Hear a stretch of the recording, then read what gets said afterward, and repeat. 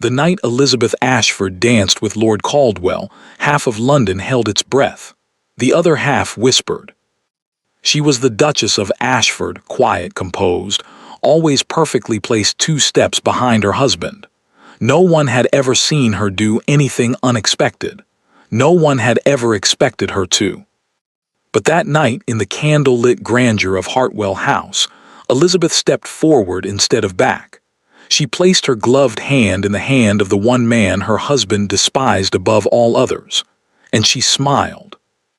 By midnight, the Duke of Ashford had lost his title deed, his reputation, and the only woman who had ever truly protected him, without either of them knowing it. This is not a story about a woman who fell apart. This is a story about a woman who was already in pieces, and chose, for the first time in her life, to put herself back together. Elizabeth Ashford had learned very early in her marriage that the trick to surviving a loveless life was to find beauty in small things. The way morning light fell across the breakfast table, the smell of the garden after rain, the particular silence of a house not yet awake when she could sit by the window with her tea and pretend, just for a few minutes, that the world belonged to her. She was 26 years old. She had been married for 4 years, and she had been invisible for every single day of them. It had not always seemed that way. When James Ashford, the Duke of Ashford, had first come to her father's drawing room, Elizabeth had believed, as every young woman of her position was trained to believe, that a good match meant a good life. He was handsome. He was powerful. He spoke to her with a kind of careful attention that she had mistaken at the time for interest. Her father had been delighted. Her mother had wept with relief. Elizabeth had told herself that warmth would come in time. It did not come. What came instead was a house that ran like a fine clock and felt as cold as one. What came was a husband who was never unkind, never cruel, never anything you could hold up in front of a room full of people and say, "Look, this is wrong." He simply was not there, not in any way that mattered. He sat across from her at dinner and discussed the weather and the Parliament and occasionally the price of grain, and Elizabeth would answer and he would nod, and that was the whole of it. She had stopped waiting for more somewhere in the 2nd year. The other thing, the thing no one said aloud but everyone understood, was Lady Vane. Cecilia Vane was a widow of 30, clever and beautiful in the way that made rooms rearrange themselves around her. She wore red when other women wore cream. She laughed too loudly and was forgiven for it because the laugh was genuinely wonderful. And she had been, for as long as Elizabeth had been a duchess and likely longer, the true companion of the Duke of Ashford. Elizabeth was not supposed to know. That was the agreement, unspoken and absolute, that governed the lives of women in her position. You did not know. You did not ask. You maintained the house and bore the name and appeared at the correct events on the correct arm, and you did not, under any circumstances, make a scene.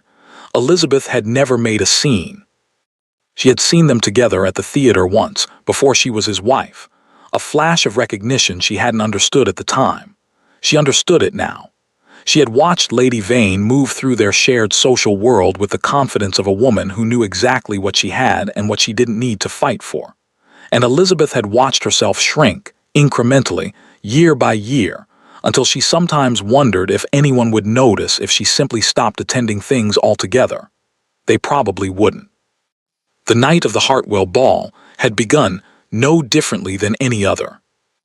Elizabeth had dressed carefully, a gown of deep midnight blue, her mother's pearls at her throat. Her maid, a quiet girl named Bess who had been with her since before the marriage, had arranged her dark hair with 2 small pearl pins and told her she looked lovely. Elizabeth had thanked her and meant it as the small thing it was. The Duke had not seen her before they left. He had been in his study. There was always something in the study: letters, accounts, meetings with men whose names Elizabeth had stopped trying to remember. She had waited in the entrance hall for 11 minutes. She had counted before he appeared, already pulling on his gloves, already looking past her at the footman holding his coat. "You're ready," he said, not a question, not a compliment. "Yes," Elizabeth said. The carriage ride to Hartwell House took 20 minutes. They did not speak. Elizabeth looked out the window at the London streets, at the lamplight pooling gold on wet cobblestones, at the couples walking close together under the same umbrella. And she thought, as she sometimes allowed herself to think in the dark, where no one could see, that she was very, very tired. Not unhappy, exactly. She had made a kind of peace with unhappy. She was tired in a deeper way, the way you get tired of a weight you've been carrying so long you've forgotten it's there, until one morning you wake up and your arms simply refuse. She didn't know, as the carriage rolled to a stop in front of Hartwell House, that this was that morning. She didn't know that in 3 hours everything would be different. She stepped out into the cold night air, took her husband's arm and walked into the light. The music was already playing when they arrived, a waltz, bright and spinning, filling the great ballroom of Hartwell House from floor to gilded ceiling. 200 candles burned in the chandeliers above. The room smelled of hothouse flowers and expensive perfume, and underneath it all, the particular electricity of an evening where everyone secretly hoped something would happen. Elizabeth felt none of it. She smiled at the right people. She accepted a glass of champagne she didn't intend to drink. She answered questions about the country house and the London season, and whether she had seen the new exhibition at the Royal Academy. And she did all of this with the smooth, pleasant efficiency of a woman who had long since learned to be present in body while somewhere else entirely in her mind. It was Lady Vane who changed that. She appeared at the Duke's side within 15 minutes of their arrival, as if she had been waiting, which, Elizabeth understood now, she probably had. She was in gold that evening, which suited her enormously, and she touched the Duke's arm when she greeted him in a way that was just a fraction too familiar, a fraction too easy, a fraction too much like someone touching what was theirs. The Duke smiled, a real smile, the kind Elizabeth had not seen directed at her in so long she had almost forgotten what it looked like on his face. "Cecilia," he said, "you look extraordinary." Elizabeth stood at his other side. He did not introduce her. She stood there for 1 moment, 2, 3, long enough for a passing countess to catch her eye with that particular expression of pity that Elizabeth had come to recognize and despise. And then she said quietly, "I think I'll find somewhere to sit." Neither of them replied. She walked away with her back straight and her chin level, and her champagne glass held very still, because the one thing, the absolute one thing, she would not do was let anyone in that room see her hands shake. She found a chair near the far wall, half behind a pillar, and she sat down, and she looked out at the dancing couples and the glittering room, and she thought, "I cannot do this anymore." It was the first honest thought she'd had in years. She was so deep in it that she almost didn't hear the voice beside her. "Forgive me," said a man, "but I believe that is the 3rd time tonight you've been left alone in a corner, and I find I can't walk past a 4th time without saying something." Elizabeth turned. The man standing beside her was tall, dark-haired, and watching her with an expression that was not pity. It was something closer to recognition. She knew who he was. Everyone knew who Lord Caldwell was, and she knew with absolute certainty that her husband would be furious. For the first time in 4 years, that didn't feel like a reason to say no. It felt like a reason to say yes. Lord Caldwell's reputation preceded him the way a storm precedes itself. You felt it before you saw it. In every drawing room, at every dinner table, in every quiet conversation behind every carefully held fan, the name Caldwell carried weight. He was 32, unmarried, and possessed of the kind of fortune that made people forgive him for things they would not have forgiven anyone else. He was said to be ruthless in business. Brilliant, some said. Dangerous, said others. The kind of man you wanted on your side and feared having against you. He was against the Duke of Ashford. Had been for years. The particulars were the sort of thing men discussed in clubs over brandy, and women were never meant to hear. A land dispute, a broken agreement, money that had changed hands in ways that left one party considerably poorer and considerably angrier. Elizabeth knew the outline of it the way she knew the outline of most things in her husband's life. From the edges, secondhand, never the full picture. What she knew was this: James Ashford despised Lord Caldwell, and Lord Caldwell, by all appearances, returned the feeling with considerable interest. Which made the man now standing beside her chair, looking at her with calm, unhurried attention, extremely dangerous company. Elizabeth understood this perfectly. She took his hand anyway. He led her to the floor with the easy confidence of a man who had never once doubted his right to be somewhere, and Elizabeth, who had spent 4 years doubting her right to be everywhere, found that quality both foreign and, in this moment, rather steadying. The waltz began.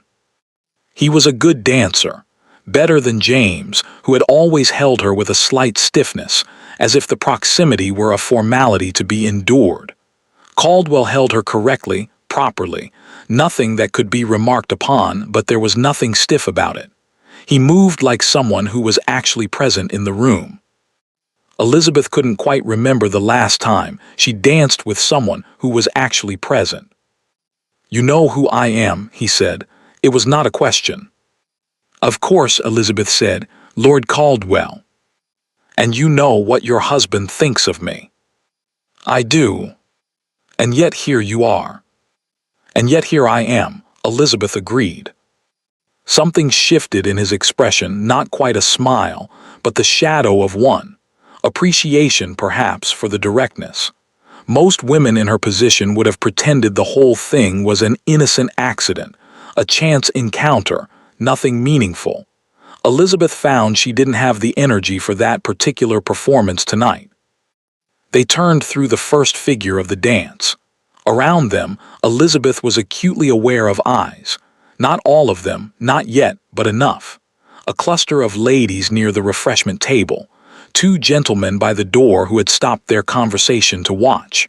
The particular quality of attention a room gives to something it hasn't decided yet whether to condemn. "You've been watching me," Elizabeth said. "You said the 3rd time you walked past." "I did say that." "Why?" He considered her for a moment before answering. "Because I know what it looks like," he said, "when someone is deciding whether they're still willing to play a game they've already lost." The words landed quietly, too accurately. "And what does it look like?" Elizabeth asked. "Like you," he said simply, "tonight." Elizabeth kept her expression smooth. It was a skill she had perfected, the still surface over whatever moved beneath. But something about the plainness of his answer made it harder than usual. He wasn't flattering her. He wasn't performing concern. He was just telling her what he saw. She wasn't sure anyone had done that in a very long time. "You didn't come to ask me to dance out of sympathy," she said. "I'd rather know the real reason." Another almost smile. "No," he agreed. "Not sympathy." "Then what?" He guided her through a turn before he answered. When he spoke, his voice was lower, not quite private but close to it, meant for her alone. "I came because you looked like a woman who had nothing left to lose tonight, and in my experience, those are the most interesting conversations at any party." Elizabeth looked at him steadily. "That's a very honest answer." "I find honesty is more efficient in the long run." "My husband would disagree with you." "Your husband," Caldwell said, with a particular evenness, "disagrees with me about a great many things." The music swelled around them. Across the ballroom, Elizabeth did not look for James.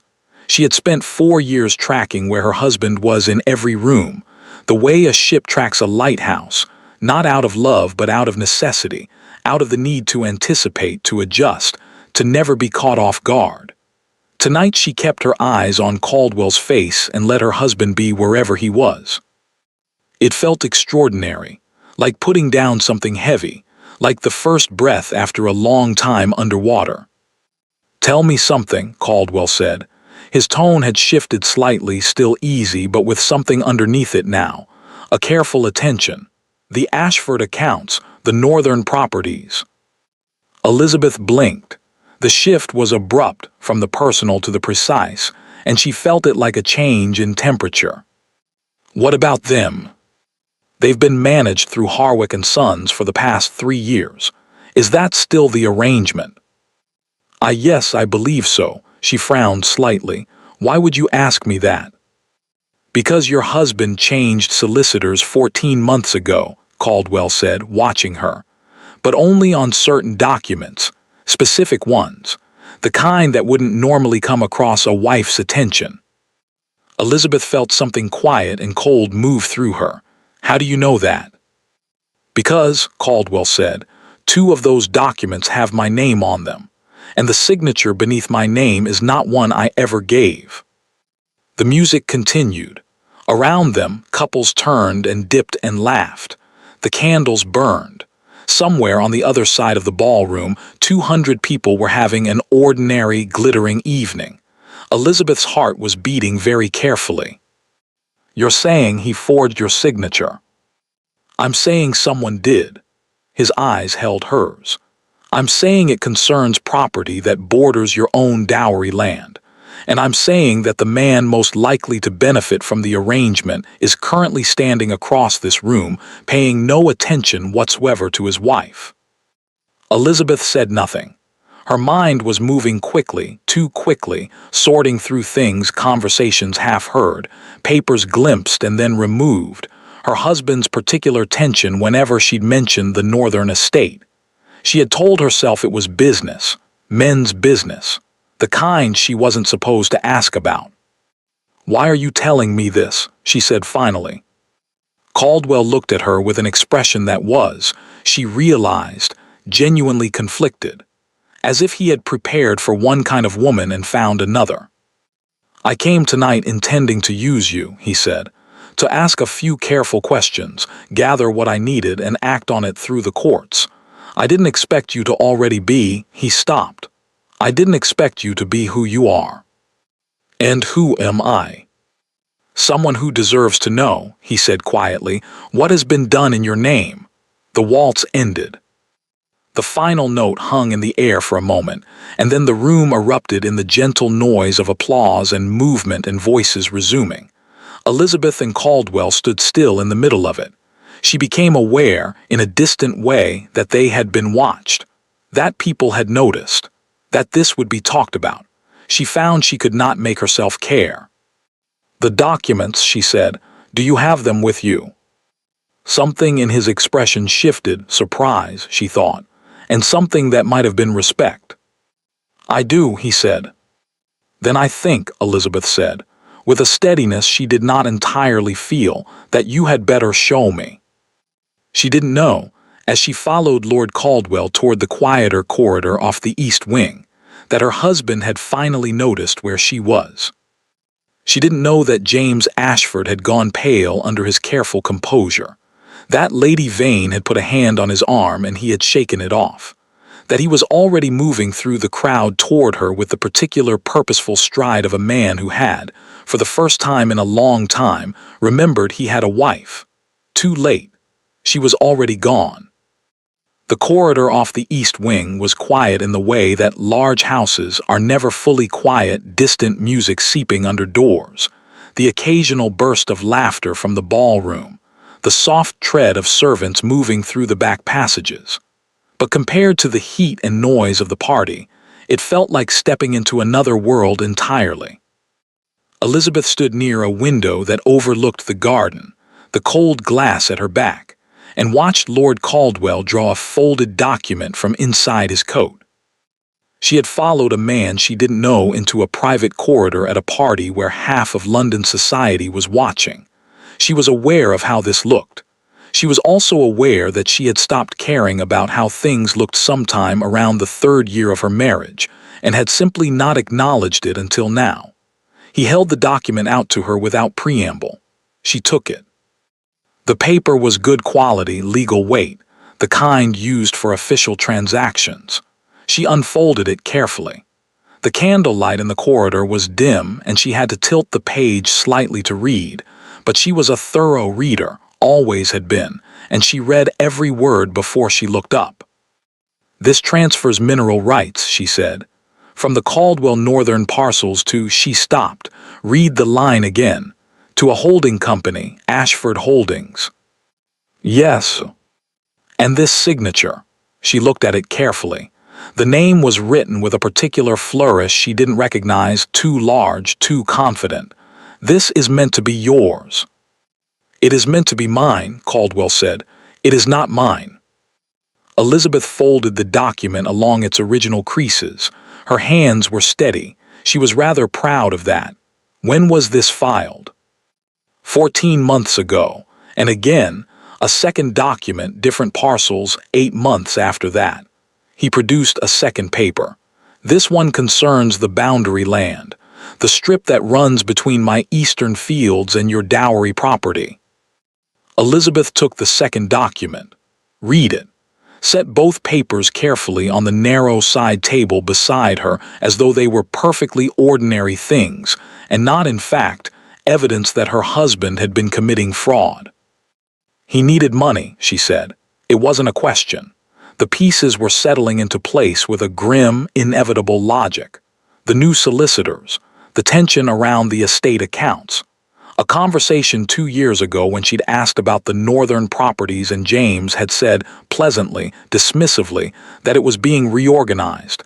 Nothing she need concern herself with. Nothing she need concern herself with.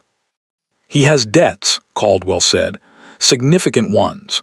The kind a man accumulates when he lives beyond what his estate can comfortably support and is too proud to acknowledge the gap. A pause. And when he has other expenses. The other expenses. Lady Vane in her gold dress draped across James's arm. Elizabeth did not let her expression change. How long have you known? She asked. I discovered the first document 9 months ago. It took time to verify, to build a case that would hold. Caldwell was watching her carefully, not with pity, she noted again, but with that same quality of genuine attention she had felt on the dance floor, as if she were a person worth watching. I have been waiting for the right moment to move. And tonight is the right moment. Tonight there are witnesses, he said simply. Tonight there are people who will remember exactly where everyone was and what was said. A public confrontation is considerably harder to discredit than a private one. Elizabeth looked at him. He was leaning against the opposite wall, arms loose at his sides, entirely at ease. A man executing a plan he had thought through very carefully. She could see it now, the approach on the dance floor, the careful questions, the deliberate choice to tell her rather than simply act. You said you came intending to use me, she said, to ask careful questions. Yes. What were you going to ask? A brief pause. Whether the second document had ever crossed your desk, whether you'd signed anything related to the boundary land without fully understanding what you were signing. It's been done before, a wife's signature obtained under the guise of routine household papers. Elizabeth felt something cold move through her, and if I had signed something. Then you would have been implicated, Caldwell said, whether your husband intended that or not. He held her gaze. I needed to know which way it stood before I acted. The music from the ballroom filtered through the walls, muffled and golden. A waltz was beginning, someone else's waltz, someone else's uncomplicated evening. But you didn't ask, Elizabeth said slowly. You told me instead. You told me instead of using me as a source, she pressed. You came to gather information and you gave it instead. Why? Caldwell was quiet for a moment. When he spoke, his voice was measured, but there was something underneath it that hadn't been there before. Because you looked at me on that dance floor, he said, and you asked me the real question instead of the polite one, and I found I couldn't. He stopped. Began again. I have spent 9 months building this case with considerable care. I have not in that time spent much energy thinking about what it would mean for you. Tonight I found I could not avoid it. Elizabeth studied him. This man who was her husband's enemy, who had come to this party with a plan, a pocket full of damning documents, and, apparently, an inconveniently functional conscience. What happens now? She asked. Caldwell said. I return to the ballroom. I present the documents to Ashford directly in front of witnesses, and I inform him that the matter will be referred to the courts in the morning unless he agrees to sign over the boundary land tonight, which is all I actually want. The mineral rights parcel I intend to pursue through proper channels regardless. He paused. What happens to him after that depends largely on how foolish he decides to be about it. Elizabeth absorbed this. And me. You are not part of my case, he said. You never were. Nothing in those documents touches you. But I am his wife. Whatever happens to him, Caldwell said carefully, will be the consequence of what he chose to do, not what you chose to do. Those are different things. Even the law understands them as different things. Another pause, quieter. Though I recognize the law's understanding and lived experience are not always the same. It was, Elizabeth thought, an unexpectedly precise observation for a man who was supposed to be simply her husband's adversary. She looked at the documents on the side table.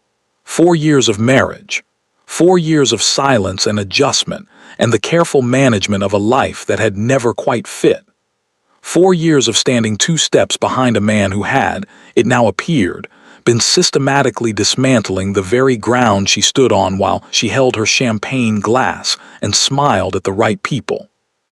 She thought about her dowry land, the boundary strip. Her mother had left her that land, not much, in the grand scheme of Ashford wealth, but hers. Specifically, deliberately hers. Her mother had been a careful woman who had understood exactly the kind of marriage her daughter was being sent into, and had done the one small thing within her power to make sure Elizabeth always had something that could not be taken, except it nearly had been. Something settled in Elizabeth's chest. Not anger exactly, though anger was there, quiet and clean and clarifying. Something more like the feeling of a compass finding north after a long time spinning. I want to be there, she said. Caldwell looked at her. When I confront him. Yes. That will cause a scene, he said. People will talk. They are already talking about the dance, if you are present when. They have been talking about me for 4 years, Elizabeth said. They have been watching me not notice things I noticed and not say things I thought and not react to things that would have broken a less well-trained woman. I am very tired of providing them with a performance of dignity. She met his eyes steadily. I would like, for once, to simply be present for what is actually happening in my own life. A long moment of silence. Then Caldwell straightened from the wall, picked up both documents from the side table, and held out his arm. Then come, he said. She almost didn't notice as they walked back toward the ballroom doors that Lord Caldwell had tucked the documents back inside his coat with one hand and had, with the other, adjusted his pace to match hers exactly. Not leading, not following, walking beside her. It was such a small thing, so ordinary. The kind of thing a woman might not even register, might walk past entirely, might file away as nothing. Elizabeth registered it. She filed it away as something. They heard James before they saw him. His voice, low, controlled, the tone he used when he was furious and being careful about it, came from just inside the ballroom doors, directed at a footman who happened to be standing in the wrong place. Elizabeth and Caldwell stopped. James turned. For a moment, just a moment, the 3 of them were suspended in the light of the doorway, the ballroom blazing behind James, the corridor dim around Elizabeth and Caldwell, 200 people visible in the room beyond, and the whole situation perfectly, horribly clear to everyone involved. James Ashford looked at his wife. Then he looked at the man standing beside her. Then he looked at his wife again. Something passed across his face, something she had not seen there before. Not anger first, not cold calculation, not the composed management of an inconvenience. Something older, something that in another life, in a different marriage, she might have called fear. Elizabeth, he said. She had heard him say her name 1,000 times. He said it now differently, as if he were, for the first time, actually speaking to her. She let the silence hold for one beat, 2. James, she said, Lord Caldwell has something he'd like to discuss with you." And she watched her husband's face as he understood, with absolute clarity, that whatever had been about to happen to him had just become considerably worse. James Ashford was a man who had always known how to manage a room. It was perhaps his greatest skill, greater than his management of the estate, greater than his political connections, greater, certainly, than his management of his marriage. He could walk into any gathering, read its currents in 30 seconds, and position himself precisely where he needed to be. He knew when to speak and when to be silent. He knew how to make a problem disappear before it became visible. He looked at his wife standing beside Lord Caldwell in the doorway of the East Corridor, and he knew, with the cold, immediate certainty of a man whose greatest skill had just failed him, that this problem was already visible. "We should speak privately," he said. His voice was even. It cost him something to keep it that way. "I don't think that will be necessary," Caldwell said pleasantly. "What I have to say is quite straightforward. This is not the place. I find it's a perfectly adequate place." Caldwell's tone was agreeable, unhurried, the tone of a man with all the time in the world and every advantage in the room. "Unless you'd prefer to have this conversation at the courthouse tomorrow morning, I'm entirely flexible." A muscle moved in James's jaw. Elizabeth watched it. She had seen that particular tension 100 times, at dinner when the accounts were worrying him, in church when a neighboring landowner he disliked appeared in the next pew, but she had never understood what it meant until tonight. It meant he was calculating. It meant the pleasant surface of him was working very hard to hold. Around them, the ballroom continued. Most people were still occupied with their own evenings, their own conversations, their own glasses of champagne. But a handful had noticed the two gentlemen near the door, a group of ladies who had paused their circuit of the room, a silver-haired earl who had an excellent view of the doorway and the expression of a man storing information for later use. Enough witnesses. James understood that too. She could see him understanding it. "Very well," he said quietly. "Say what you have to say." Caldwell drew the first document from his coat. He did not unfold it, simply held it where James could see the seal, the particular weight of it, the official nature of its existence. James went very still. "14 months ago," Caldwell said, with the calm precision of a man who had rehearsed this moment 9 months and was delivering it exactly as planned, "a legal transfer of mineral rights was filed with the county courts. The document bore my signature authorizing the transfer of rights from the Caldwell Northern parcels to Ashford Holdings." He paused. "I did not sign that document." "That's a serious accusation," James said. "It is," Caldwell agreed. "I've also found a second document 8 months later concerning the boundary land adjacent to the Ashford dowry property, also bearing my signature." Another pause. "Also not mine." The silver-haired earl had moved slightly closer. One of the ladies had put her hand on her companion's arm, and neither of them was pretending to look elsewhere anymore. James's eyes moved to Elizabeth. She met them steadily. "My solicitors," he began. "Your solicitors changed 14 months ago," Caldwell said, "specifically on certain documents, the ones you didn't want your previous firm to see." A brief pause. "I've spoken with Harwick and Sons. They were quite forthcoming."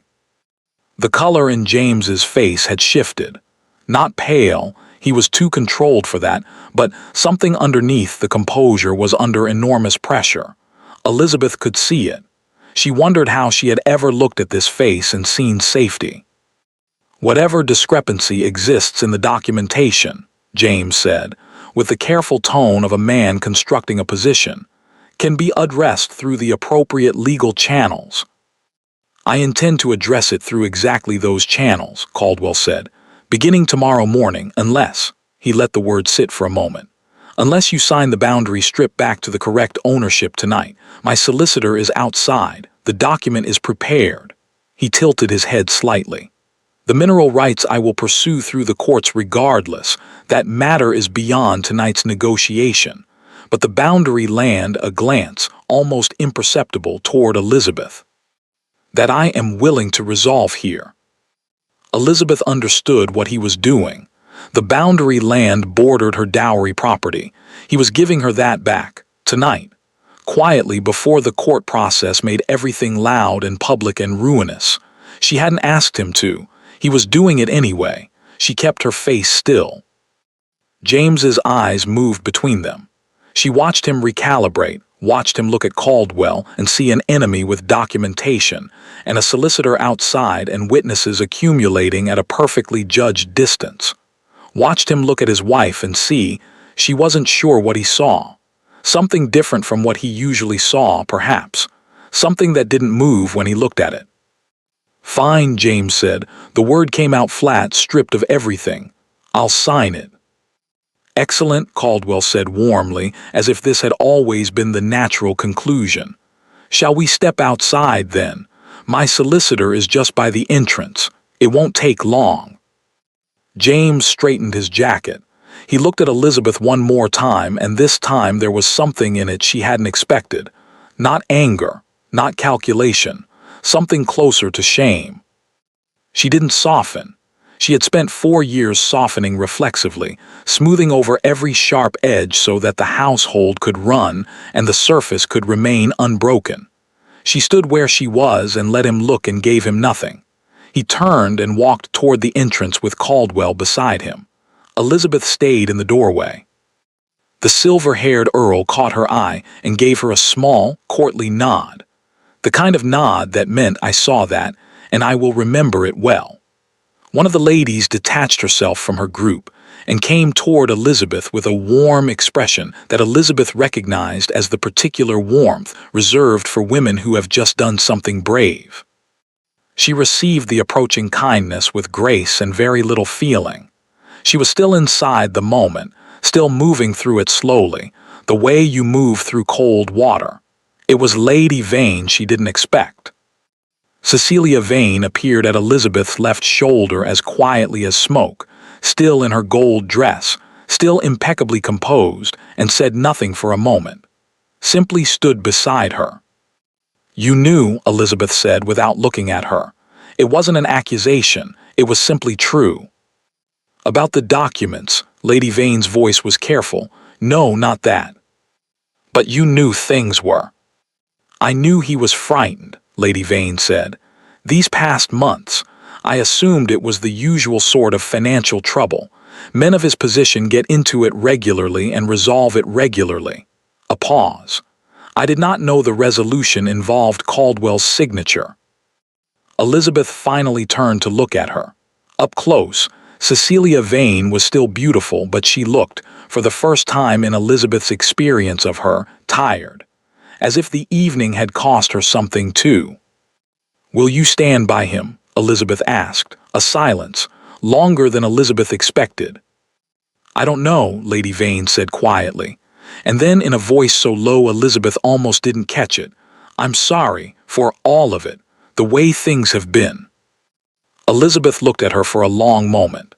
This woman who had taken up so much space in the map of her marriage, who had been a wound for 4 years simply by existing, who was standing here now not gloating, not triumphant, not anything Elizabeth had imagined she would be, just a woman, tired, in a gold dress that suddenly seemed like too much for the hour. I know, Elizabeth said. It was not forgiveness. It was something smaller and more honest, an acknowledgement that things had been what they were, and that the woman in front of her was not the whole of the reason, only part of it. Lady Vane nodded once and moved away. James came back inside 11 minutes later. Elizabeth counted them. Old habit. He found her in the same place she'd been standing. She hadn't moved, hadn't accepted the offer of champagne, hadn't engaged in the conversation that had gathered briefly around her and then drifted, sensing she wasn't quite available. She had simply stood and waited because she wanted to see his face when it was done. He stopped in front of her. He had aged somehow in 11 minutes. The control was still there. It was too deeply built to dissolve in an evening, but there were cracks in it now, visible cracks, the kind you couldn't mortar over before morning. "It's done," he said. "I know," she said. He looked at her. The ballroom light fell across him, and she thought, not with cruelty, simply as an observation, that she could see the man he might have been if he had made different choices. There were traces of it. A quality around the eyes, something in the set of his mouth when he wasn't managing anything, that might have been, in another version of events, someone worth knowing. He hadn't chosen to be that man. She hadn't been enough reason, apparently, to try. "Elizabeth," he said. His voice had that quality again, the different quality, the one that said her name as if it actually meant her. "I." She waited. She was quite curious what he would say. She thought perhaps he was too. "I have not been," he stopped, started again. "There are things that should have been." He couldn't finish it. The machinery of 4 years of careful non-communication couldn't produce the words quickly enough, and the words, she suspected, wouldn't have been adequate even if they'd come. She saved him the struggle. "I know," she said for the second time that evening. "I have known for a long time, James." He flinched, very slightly, almost nothing, she saw it. "What will you do?" he asked. It was the right question, she thought. The only honest one available to him at this point. Not a plea, not a justification, just the plain acknowledgement that she was going to do something, and that it was hers to decide. "Tonight," she said, "I'm going to ask for my carriage and go home." He waited. "And after that," she said, "I will let you know." She held his gaze for one more moment, long enough to let him feel the full weight of the not knowing, the way she had felt the weight of too many things for too many years, and then she turned and walked away. She did not look back. Behind her, she heard James say her name once more, quietly, too quietly to be anything except genuine. But she was already moving through the crowd, and the music was already swallowing the sound, and she found that she could, quite simply, keep walking. Lord Caldwell caught her at the entrance, before the footman brought her wrap. "Your carriage?" he asked. "Yes." "Are you," he paused, "are you all right?" It was such an ordinary question, such a human, uncalculated question, from a man who had spent the evening being several steps ahead of everything. She looked at him and saw that he meant it simply, without architecture. "I don't know yet," she said honestly. "Ask me tomorrow." Something moved in his expression, something warm, quickly contained. "I would like to," he said carefully, "if you'd permit it." Elizabeth looked at him for a long moment. He had come tonight with a plan. He had changed the plan. He had given her back her mother's land without being asked, and stood beside her instead of in front of her, and asked her if she was all right at the end of it. She was not ready for anything. She was, in fact, standing in the wreckage of her entire adult life with her wrap half on, and the cold night air coming through the open door. She was in no condition to make decisions about anything beyond the immediate. "Tomorrow," she said, "send a card first." The corners of his mouth moved. Not quite a smile. Something better than a smile, something quieter and more real. "Tomorrow," he agreed. Her carriage arrived.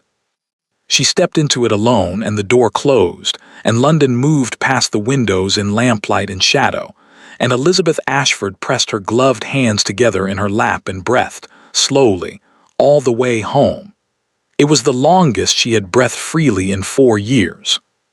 She didn't cry until she was inside the house, upstairs, with the door closed behind her.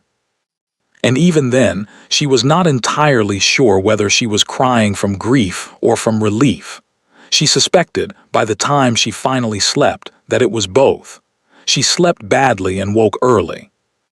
The house was still dark when Elizabeth opened her eyes, that particular pre-dawn dark that feels older than the rest of the day, as if the world is gathering itself before it commits to another morning. She lay still for a moment, looking at the ceiling, listening to the silence of the house around her. Her house, technically, the Duchess of Ashford's house. She wasn't sure, lying there in the gray dark, what she was the Duchess of anymore. She rose, dressed without ringing for Bess. She wasn't ready for another person yet, even a kind one, and went down to the small sitting room off the morning room that she had made over 4 years, into the one space in the house that felt genuinely hers. She had chosen the curtains herself. The reading chair by the window was positioned exactly where she wanted it. The books on the shelf were her books, not decorative ones selected by a housekeeper for their spines. There was a small writing desk in the corner where she kept her correspondence, and a tin of the particular tea she liked that James had always found too strong. She made the tea herself and sat in the chair and watched the garden slowly appear as the light came up, and she let herself think. She had been not thinking for 4 years.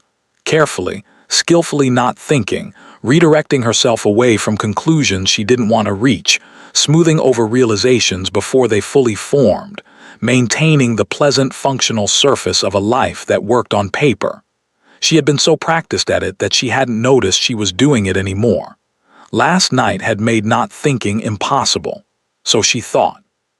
She thought about James, not about last night, not about the documents and the confrontation and the particular look on his face when he came back inside, but about before. About the early months of the marriage when she had still been trying. The dinners where she had prepared interesting conversation topics and he had answered in monosyllables. The evenings she had waited in the drawing room and he had not come.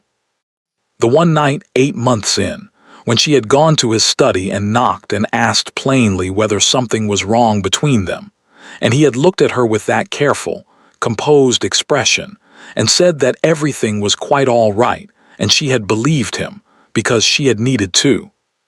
He hadn't been cruel, she kept returning to that. He had never shouted at her, never belittled her in company, never done any of the things she knew other husbands did. He had simply been absent. Absent in every way that mattered, while present enough in all the ways that were visible that no one outside the house would have seen it. And she had made herself small enough to fit the space he left. That was the thing she kept arriving at, turning it over in the gray morning light. Not his failure, her compliance. The 1,000 small accommodations she had made, year after year, shrinking and adjusting and smoothing until she had become so reduced that she had nearly disappeared entirely, and hadn't even fully registered the loss. She was so deep in this that she almost missed the knock at the front door. It was barely 7 in the morning. Far too early for a card from Caldwell. He had said tomorrow, which she had understood to mean a civilized afternoon hour. She heard the butler move through the entrance hall, heard the low exchange of voices, and then Bess appeared in the doorway of the sitting room with an expression Elizabeth couldn't quite read. "There's a gentleman, ma'am," Bess said. "A Mr. Fenwick. He says he has an appointment with the Duke, but—" She hesitated. "He says if the Duke is indisposed, he was instructed to speak with you. He says it's regarding your father's estate." Elizabeth set down her teacup very carefully. "Show him in," she said. Mr. Fenwick was a small, neat man of about 60, with the slightly apologetic air of someone accustomed to delivering information people would prefer not to have. He sat across from Elizabeth in the sitting room, his hat balanced on his knee, and explained himself in the careful, measured tones of a solicitor who had been holding a difficult thing for a long time and was relieved at last to put it down. He had been her father's solicitor, not her husband's, her father's. He had been retained, he explained, by her father 14 years ago, before Elizabeth's marriage, before Elizabeth had been introduced to the Duke of Ashford at all, with a specific instruction. He was to investigate the financial dealings of any man who came to formally request Elizabeth's hand, and to report his findings to Elizabeth herself. Not to her father, to Elizabeth. "He wanted you to know the truth of the man you were marrying," Mr. Fenwick said quietly. "Whatever that truth was, he felt you were entitled to make an informed decision." Elizabeth looked at him. "My father died when I was 17, she said, "before my marriage." "Yes, ma'am," Mr. Fenwick's voice was gentle. "He passed 8 months before the Duke came to make his request. By that time, I had already begun my investigation as a precaution. Your father's instructions were clear. In the event of his death before your marriage, I was to continue, and to deliver my findings to you directly when you were of age to receive them. I am 26 years old, Elizabeth said. You have waited. I was not able to reach you, Mr. Fenwick said. He shifted slightly, uncomfortable. After your marriage, ma'am, correspondence was managed by the household.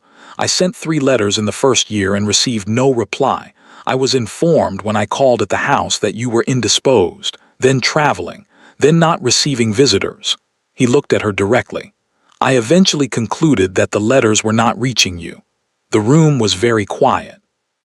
Elizabeth thought about the household correspondence, about the letters that arrived and were sorted by the butler and placed on the hall table, from which James occasionally removed things that required his attention. She had never questioned it. Why would she have? It was simply how a household ran. What were your findings? She asked. Her voice was steady. She was rather distantly amazed at herself. Mr. Fenwick opened his case. The Duke of Ashford, he said, at the time of his request for your hand was carrying debts of approximately £12,000. His estate was productive but not sufficient to support his expenditures. He had an arrangement with a widow of some means which provided supplementary income in exchange for social standing. A pause. The arrangement predated his interest in you by 3 years. Lady Vane. An arrangement. Social standing. Elizabeth heard this with the strange clarity of a thing you already knew, stated plainly. He married you, Mr. Fenwick continued with evident difficulty, in part because of the dowry, the land specifically. There was a mineral survey of the boundary parcels conducted 2 months before the marriage. The results were significant enough that the land was worth considerably more than your father's stated dowry value. Elizabeth was very still. My father, she said slowly, did he know this? No, ma'am. The survey was private, commissioned by Ashford. Mr. Fenwick looked at her with something that was not quite pity, more like the sorrow of a decent man who has had to carry a bad thing for a long time.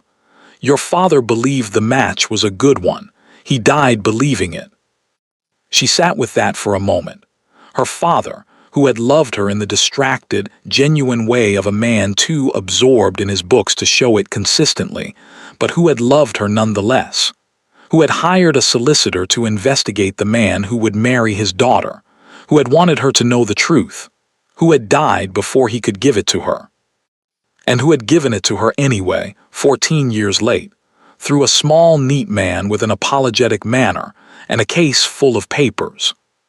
She felt something move through her that was too large for the sitting room, too large, perhaps, for the whole house. She pressed her hands flat on her knees and breathed through it. There is one more thing, Mr. Fenwick said. He drew a single sheet of paper from his case and held it out to her. Your father left a letter, to be delivered with my findings. Elizabeth took it.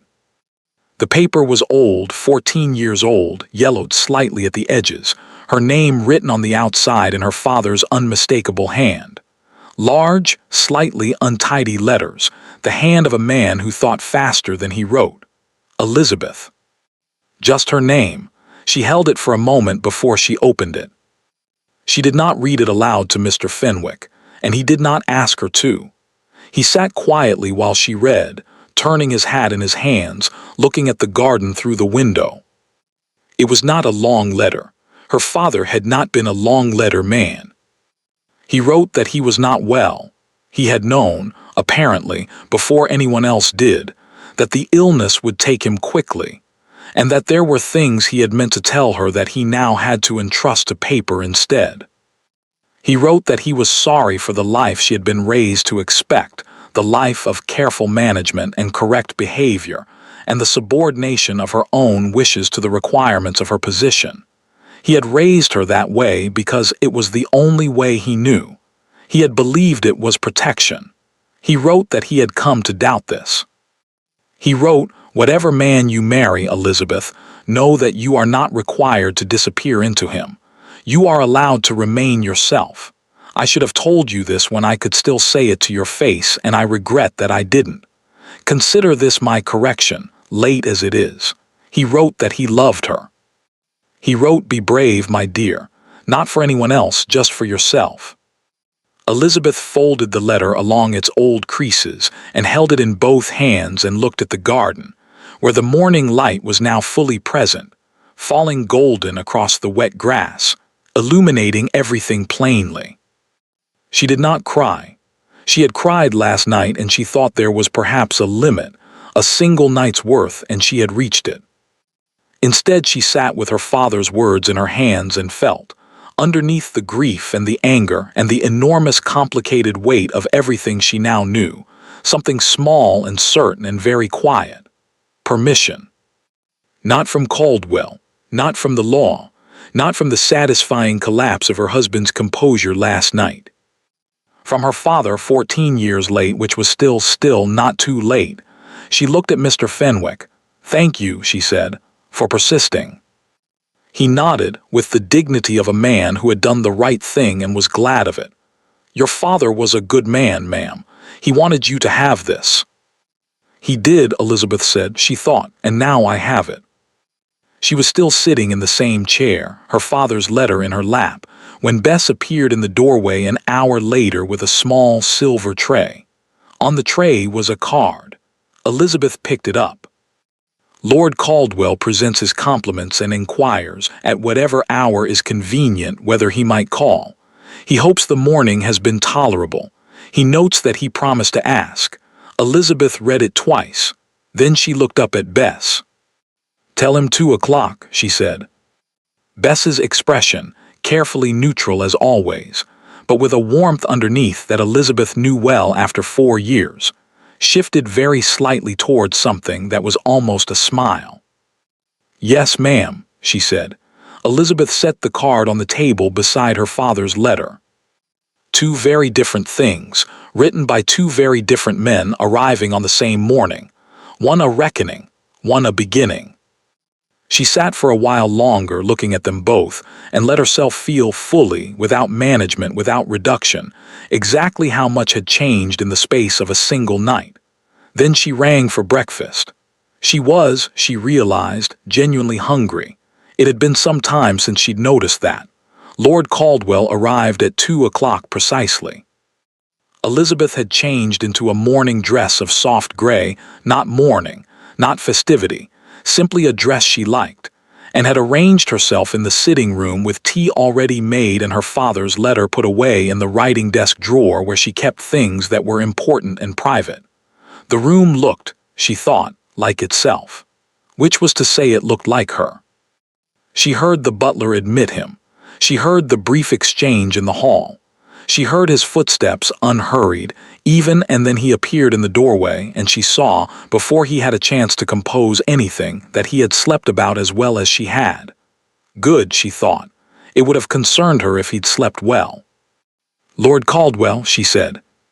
"Your Grace." He paused at the threshold, waiting for her invitation. She noted this.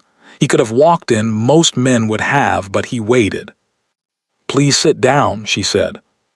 He sat across from her and accepted the tea she poured and did not, to his credit, begin with pleasantries. She appreciated that. She was not in the mood for pleasantries. "How are you this morning?" he asked. "Complicated," she said honestly. "You?" "The same." A brief pause. "I received confirmation from my solicitor. The boundary land transfer is complete and recorded. It's yours fully and unambiguously, attached to the original dowry terms your father set out." "Thank you," Elizabeth said. "You don't need to thank me. It was always yours." "I know. I'm thanking you for making it so again." He looked at her steadily. The morning light fell across his face, and she thought, as she had thought on the dance floor, as she had thought in the corridor, that this was a man who was genuinely present. It was such a simple thing. She hadn't known until recently how rare it was. "There's something else you should know," she said. She told him about Mr. Fenwick. She kept it factual, the instructions her father had left, the letters that hadn't reached her, the survey of the mineral rights conducted before the marriage, the deliberate calculation behind a match that had been presented to her as good fortune. She watched Caldwell's face as she spoke. He didn't interrupt. His expression moved through several things: a sharpening attention, a controlled anger, and then something quieter and more careful. And when she finished, he was silent for a moment. "He knew," Caldwell said, "about the mineral survey before the wedding." "Yes." "And your father didn't?" "No." Another silence. "I'm sorry," he said. "I knew Ashford was capable of. I knew what he did to my holdings. I did not know the full extent of what he did to yours." "Neither did I," Elizabeth said, "until this morning." She said it plainly, without drama, because that was how she felt about it, not the ragged grief of last night, but something more settled. A cold, clear understanding of the shape of things. She had received her father's letter and sat with it for an hour and arrived, eventually, at a place that was not peace exactly, but was perhaps the beginning of it. The knowledge was terrible. It was also, strangely, a relief. The relief of a thing finally named, finally solid, finally something she could see and hold and decide what to do with. "I have been thinking," she said, "about what comes next." Caldwell set down his teacup. He was watching her with that full attention, the kind that didn't anticipate, didn't move ahead, simply stayed with what she was saying. "Tell me." "I won't seek a divorce," she said. "The process is—" She paused. "It would be long and ugly and public in ways that would cost me more than it would cost him. The grounds would be difficult to establish to the court's satisfaction regardless of the reality." She looked at her hands for a moment, then back at him. "What I want is a formal separation. My own establishment. The house my mother left me in the countryside, it's small, but it's mine. I want to live there and manage my own affairs and be, to the extent that the law permits, my own person." "That's achievable," Caldwell said carefully, "with the right legal counsel." "I have Mr. Fenwick," she said. "He seems to have been waiting a considerable time to be useful to me."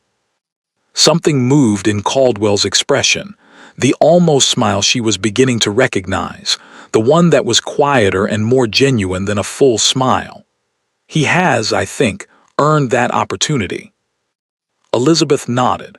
"As for the courts, the mineral rights, the fraudulent documents, I will be a witness if that is what's needed. I won't be invisible in this." She said it without heat, as a simple statement of fact. "Whatever he did it in my name, on my land, using my position. I am entitled to stand in the room where it is addressed." "You are," Caldwell said, "and your testimony will matter." "Good." A small silence settled between them, not uncomfortable. The fire in the grate made its small sounds. Outside, London went about its mourning. Then Caldwell said quietly, "And us?" Elizabeth looked at him. He met her eyes steadily, no performance in it, no calculation. Just the question, honest and direct, asked by a man who had apparently decided that whatever this was deserved a plain name. She had thought about this too this morning. She had sat in her chair with her tea and her father's letter, and thought about Lord Caldwell with the same honest, unflinching attention she had given to everything else. She had thought about the dance floor and the corridor, and the way he had walked beside her rather than in front of her. She had thought about his face when he'd asked if she was all right. She had thought about the card this morning. He notes that he promised to ask, and the particular quality of a man who keeps small promises. She had also thought about the fact that she was a woman in the wreckage of her first marriage, standing at the beginning of a life she had never been permitted to imagine for herself, and that the very last thing she needed was to walk immediately from one man's story into another. She was not ready. She also thought quietly, honestly, in the privacy of her own mind, that she might eventually be. "I think," she said carefully, "that I need to learn first what it is to make my own choices, without structure, without someone else's requirements determining the shape of my days." She held his gaze. "I have never done that. I went from my father's house to my husband's house, and I have always been positioned, arranged. I would like for a while to simply be." Caldwell was quiet for a moment. "That seems entirely reasonable," he said. "It may take some time." "I have time," he said simply. She looked at him. "You're very certain?"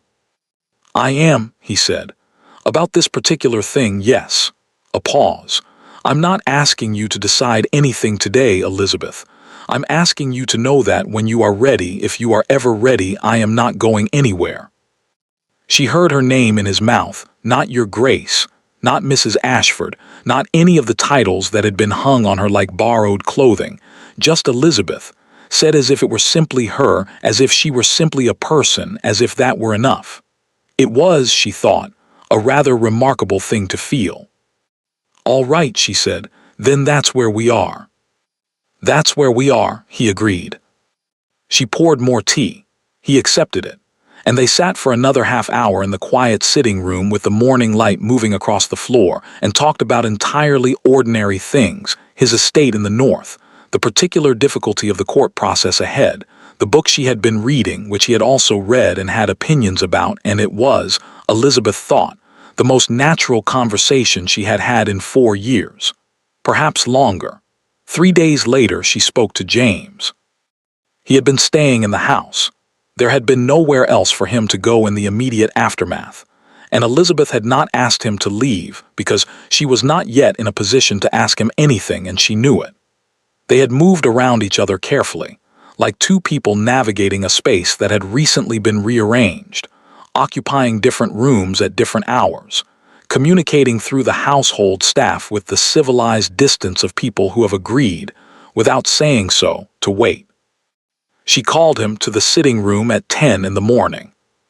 He came promptly. This, too, she noticed.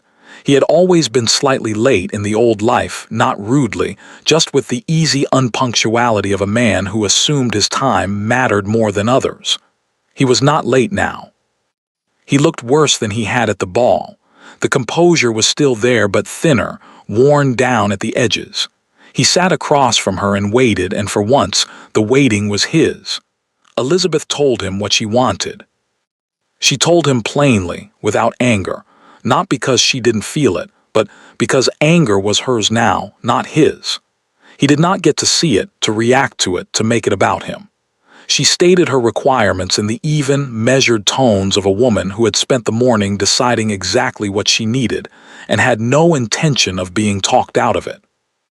A formal separation, her own establishment, the countryside house and its grounds, maintained from the estate income as was her legal right, management of her own correspondence, her own solicitor, Mr. Fenwick, handling all matters pertaining to her personally.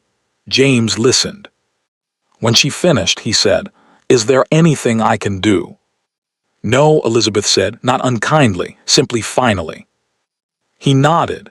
He looked at his hands for a moment, and then he looked up at her with that expression she kept returning to, the shame, the genuine thing underneath the composure, and he said, "I did love you, Elizabeth. In my way, I know that's—" He stopped. "I know it doesn't." "I know," she said. She had thought about this too, this morning and the morning before, whether he had loved her. She thought perhaps he had, in the limited, self-serving way of a man who had never learned to put anyone above his own comfort. A love that required nothing of him and gave nothing to her. The kind that looks like love from the outside and feels like nothing from the inside. "I know," she said again, more gently this time. "I'm not asking you to have been different than you were. I'm only asking you to let me go." A long silence. "Yes," James said quietly, "all right." She stood. He stood. They looked at each other across the small room, across 4 years and all the furniture of a life that was now being disassembled, piece by piece, and put away. She offered her hand. He took it briefly. Not the cold, formal handshake of a legal proceeding, but something closer to what it might have been, in a different version of events, between two people who had simply met under different circumstances and wished each other well. "I hope you'll be happy," he said. She thought he meant it. "I intend to be," she said. She left for the countryside the following Saturday. Bess came with her. Of course Bess came. She had not even asked. Bess had simply appeared on Friday evening with her trunk already packed.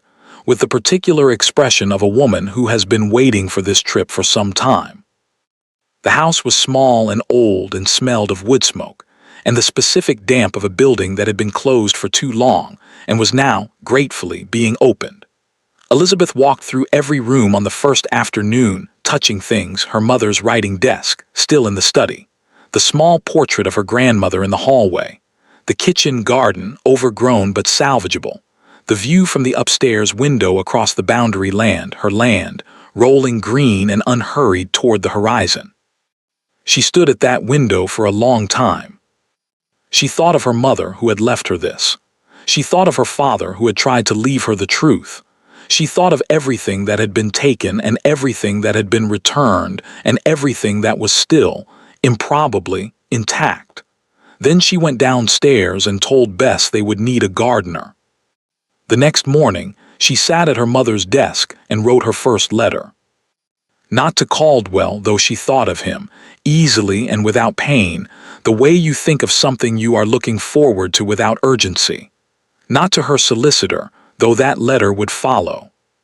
She wrote to a woman she had known before her marriage, a friend, a genuine one, fallen away in the long-managed years of being a duchess. She wrote simply, without explanation or apology for the years of silence, "I am in the country. I find I have more time than I have had in some years, and I would very much like to see you if you are willing." She sealed the letter and gave it to Bess to post. Then she poured tea, too strong, exactly how she liked it, and opened a book, and sat by the window in the morning light and was, simply, quietly, entirely herself. It was not a dramatic moment. It was not a triumphant one, or a sad one, or any of the large feelings she had been moving through for the past week. It was just a woman in her own house, on a morning in early spring, reading a book. Elizabeth Ashford thought that she had never, in all her life, felt so thoroughly well. Spring came to the countryside the way it always does, quietly at first, then all at once. One morning the garden was bare and gray, and the next, or so it seemed, there were snowdrops along the south wall and something green and insistent pushing through the kitchen garden beds that Elizabeth had spent the autumn clearing and the winter planning and was now, with considerable satisfaction, watching come to life. She had learned this year that she enjoyed gardening. This had surprised her.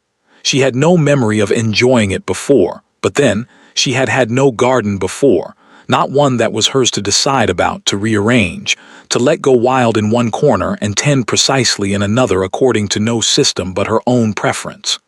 It turned out that preference, when you were finally permitted to have it, revealed itself in unexpected places. She had also learned that she enjoyed silence. Not the silence of Ashford House, that had been the silence of absence, of a space too large for the life being lived in it, a silence that pressed and accumulated and reminded you, constantly, of what wasn't there. This was different. This was the silence of a house that was exactly the right size, filled with exactly the right things, occupied by a person who had chosen to be there. She sat at her mother's desk most mornings, writing. Letters mostly. She had more correspondence now than she had had in the entirety of her marriage, which was perhaps an indication of something. Her old friend had come to stay in October and had stayed for 3 weeks and left saying she would return in summer, and Elizabeth had felt, watching the carriage go, the specific warmth of a friendship resumed rather than merely remembered. Mr. Fenwick had been busy on her behalf through the autumn and winter. The court proceedings against James had moved at the stately pace of all legal proceedings, which was to say slowly and with considerable paperwork, but they were moving. The outcome was not yet certain, but Mr. Fenwick was quietly confident, which Elizabeth had come to understand was his version of certainty. The separation had been formalized in November. Elizabeth had signed the papers at Mr. Fenwick's office on a Tuesday afternoon, with Bess waiting outside in the carriage, and a light rain falling on the London streets, and she had felt signing her name to the end of her marriage, not devastation or triumph, but simply the clean, definitive feeling of a door properly closed. She had taken herself to tea afterwards. alone, at the window table of a small establishment near the solicitor's office. She had ordered cake as well as tea because she had wanted it, and no one had been there to suggest she shouldn't. It had been excellent cake. James Ashford, by all accounts that reached her, and some did, through the ordinary channels of a connected world, was not prospering. He had retreated to the smaller of the estate properties after the separation, the London house having become, she understood, financially difficult to maintain. His reputation had suffered the particular damage that attaches to a man revealed not as a villain, but as something less dramatic and more contemptible. A cheat, a coward, a man who had mortgaged his wife's inheritance to pay for his own comfort and called it business. Lady Vane had married a baronet from Shropshire in January. Elizabeth had heard this and felt, examining herself honestly, almost nothing. A faint relief, perhaps, for the baronet, who presumably knew what he was getting, or for Lady Vane, who had seemed, on that last evening at the ball, like a woman who was tired of what she had and might do better with something different. Elizabeth wished her, with complete sincerity, whatever happiness she was capable of. That was all.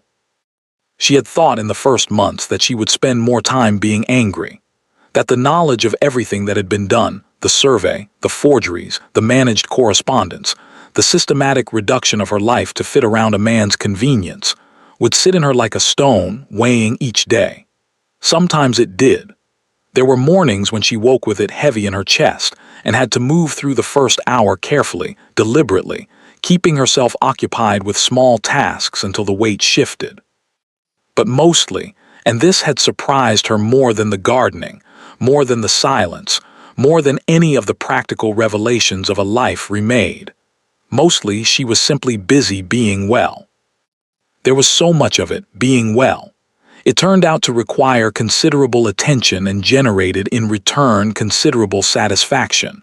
The garden, the correspondence, the book she had started writing in December, nothing that would ever be published, she thought, but hers, entirely hers, a story she was telling herself about herself, and the telling of it was worth everything. The morning walks across the boundary land, her land, which she had come to know field by field, season by season, until she could find her way across it in the dark. She had also, in February, begun riding again. She had not ridden since the first year of her marriage, when the demands of the household and the quiet discouragement of a husband who didn't ride and found it inconvenient had gradually crowded it out. She had missed it without entirely knowing she missed it. Bess had found her a good mare from a local farm, a chestnut, sensible and forward-going, with a comfortable trot and a personality Elizabeth found immediately sympathetic. And the first morning they had gone out together across the fields in the early light, Elizabeth had felt something come back to her that she hadn't known she was missing, herself, in motion, uncontained. She had laughed, alone in the field in the cold February air, for no reason she could have explained to anyone. Lord Caldwell wrote regularly. Not pressingly, never that. He had understood or had chosen to understand, or both, that what she had asked for in the sitting room last spring was real and not merely polite, and he had given it to her with a consistency that she had come to recognize as characteristic of him. He did what he said he would do. He kept small promises. He did not crowd. His letters were good letters. This had not surprised her. She had suspected he would write well, but they were better than she'd expected. He wrote about the estate and the court proceedings and books he was reading, and occasionally something he had seen on a walk that he found worth describing. He wrote without demands. He wrote as one person to another, as if the correspondence were its own thing, worth having regardless of what it might or might not lead to. She wrote back, at first briefly, then at greater length as the year accumulated and she found she had more to say. She told him about the garden, about the mare, about her friend's visit in October, about the book which she hadn't told anyone else about and which she mentioned to him in a letter in January as if it were a small thing, and then regretted mentioning, and then felt oddly glad she had when his reply came back simply saying, "I'm glad you're writing it. I would like to read it someday if you permit. "There is no rush. There is no rush." She had read that line several times. He came in April. She had invited him, a proper invitation, written deliberately, on a Tuesday morning when the garden was full of new growth, and she had been sitting at her mother's desk and had known, with the same quiet certainty she was coming to trust in herself, that she was ready. Not for everything. Not for the large decisions, the future arrangements, the complicated practical questions of what two people did when they found themselves in this particular kind of situation. Not for any of that yet. But for him here, in her house, over tea in the sitting room as a person she was genuinely glad to see, that she was ready for. He arrived on a Wednesday, having driven from London. She met him at the door herself. She had told the butler not to bother, and the first thing she noticed was that he was smiling. Not the almost smile, not the controlled appreciation she had catalogued through the various stages of their strange beginning, but an actual, unguarded smile, the kind a person produces when they arrive somewhere they have wanted to be for some time. "Elizabeth," he said. "Come in," she said. "The tea is already made. I have it on good authority that you take it plain." "You have been investigating me," he said, following her into the house.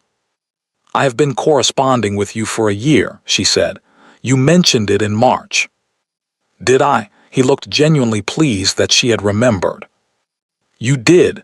She led him through to the sitting room, her sitting room, with its chosen curtains and its reading chair and its smell of wood smoke and the garden coming in through the half-open window. "Sit down." He sat. She poured. Outside, the garden moved in a light wind. The roses she had planted along the south wall in autumn were showing their first small leaves, and the apple tree at the back was in full blossom, white against the blue April sky. "It's lovely," Caldwell said, looking out the window. "Yes," Elizabeth said, "I made it." He turned from the window and looked at her with that full attention, that genuine, unhurried, fully present attention, and she thought, sitting across from him in her own sitting room on a Wednesday in April, that this was perhaps the simplest happiness she had ever felt. Not the happiness of rescue, not the happiness of triumph. Just the happiness of a morning that belonged entirely to her, with a person she had chosen, in a life she was building, one deliberate day at a time. "I've been thinking," she said. "Tell me," he said. The same words as a year ago in this same room on a different morning, but everything else had changed. She looked at him steadily. "I'm not yet ready for arrangements, formal ones, the things people will expect and ask about and have opinions on." A pause. "But I am ready to stop treating this as something that might happen and start treating it as something that is happening, if you're willing." Caldwell set down his teacup. He looked at her with an expression she had not seen before, not the almost smile, not the careful attention, not any of the versions she had catalogued. Something simpler than all of them. "I have been willing," he said, "since the moment you took my hand on the dance floor." Elizabeth looked at him for a long moment. Then she said, "I know, that's rather why I invited you." And he laughed, a real laugh, uncontrolled, genuinely delighted, and she laughed too. And outside the apple tree was in blossom and the garden was growing and the spring light fell through the window across the room she had made her own. And Elizabeth Ashford, who had once been perfectly invisible, was present in every possible way. She had chosen it, all of it, every single part. There is a particular kind of happiness that comes not from being found but from finding yourself. Elizabeth had spent years waiting to be seen. She spent the rest of her life simply being, and it turned out, when you stopped hiding, the world was full of people who had been looking for exactly you. She never did go back to London society. She never missed it. The book was finished the following winter. She dedicated it to her father. The garden, by the second summer, was extraordinary. Thank you for listening to the story all the way to the end. Tell us which city you're watching from. Reading your comments truly makes our day. And if you enjoyed the story, don't forget to leave a like and subscribe for more.